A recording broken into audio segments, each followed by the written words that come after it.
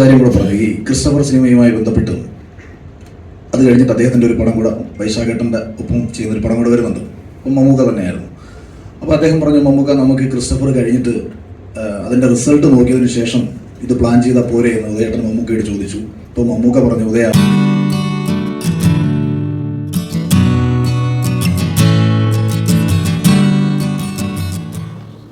ഇങ്ങനെ ഒറ്റയ്ക്കിരിക്കുമ്പോൾ ആരോടെങ്കിലും സംസാരിച്ച കൊള്ളാമെന്ന് നിങ്ങൾക്ക് തോന്നാറുണ്ടോ?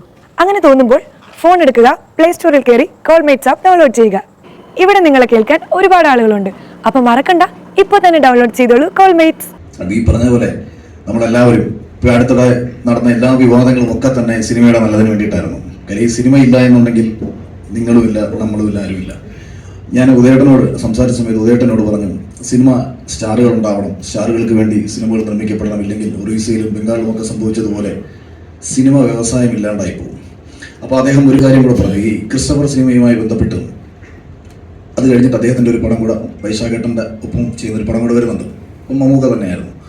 അപ്പോൾ അദ്ദേഹം പറഞ്ഞു, മമ്മൂക്ക നമുക്ക് ക്രിസ്റ്റഫർ കഴിഞ്ഞിട്ട് അതിൻ്റെ റിസൾട്ട് നോക്കിയതിന് ശേഷം ഇത് പ്ലാൻ ചെയ്താൽ പോരെ എന്ന് ഉദയേട്ടൻ മമ്മൂക്കയോട് ചോദിച്ചു. അപ്പോൾ മമ്മൂക്ക പറഞ്ഞു, ഉദയ വിജയത്തിൻ്റെ ഫോർമുല നമുക്കറിയാമായിരുന്നെങ്കിൽ സിനിമയിൽ നമുക്ക് പരാജയങ്ങൾ ഉണ്ടാകുമായിരുന്നു എന്ന് ഉദയേട്ടനോട് ചോദിക്കുകയും, ഉദയൻ ഈ സിനിമ എഴുതിയാൽ മതി, നമുക്ക് സിനിമ ചെയ്യാനേ പറ്റൂ, ജയങ്ങളും പരാജയങ്ങളും ഒന്നും തന്നെ നമ്മുടെ കയ്യിലല്ലല്ലോ എന്ന് മമ്മൂക്ക പറയുകയും ചെയ്യുന്നു. ഉദയേട്ടൻ എന്നോട് ഇങ്ങനെ പേഴ്സണലി പറഞ്ഞു.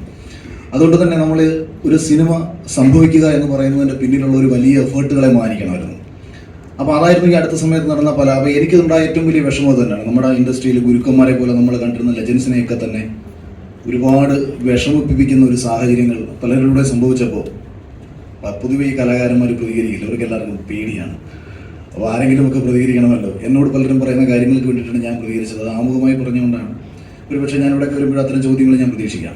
എന്തായാലും ഈ ഗ്രൂപ്പിനെ സംബന്ധിച്ച് എനിക്ക് വർഷങ്ങളായിട്ട് ബിജിത്തുമായിട്ട് സ്നേഹബന്ധമുണ്ട്.